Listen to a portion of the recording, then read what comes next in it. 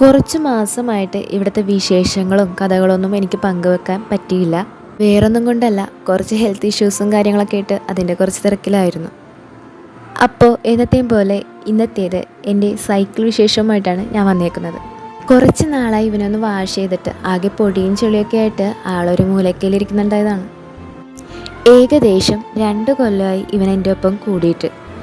അന്ന് തുടങ്ങി ഇന്നേ വരെ ആള് ഫുൾ പവറിലാണ് കേട്ടോ എൻ്റെ ഒപ്പം നിന്നിട്ടുള്ളത്.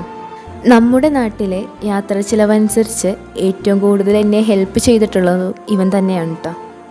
അങ്ങനെ നമ്മുടെ സൈക്കിളൊക്കെ വാഷ് ചെയ്ത് കഴിഞ്ഞ് രാവിലത്തെ ഫുഡായ നമ്മുടെ സ്പെഷ്യൽ ഉമ്മച്ചിയുടെ ചക്കടയും, ഈ ചക്കട ഉണ്ടാക്കാൻ കാരണമേ നമ്മളന്ന് ആലുവക്ക് പോയില്ലേ, അപ്പോൾ അവിടെ നിന്ന് കൊണ്ടുവന്ന ചക്കയാണ് കേട്ടോ. അങ്ങനെ ചക്കടയും ചൂട് കട്ടനും കൂട്ടി കുറച്ച് പുറം കാഴ്ചകളൊക്കെ ആസ്വദിച്ച് ഇന്നത്തെ വിശേഷം ഇവിടെ പൂർണ്ണമാകും.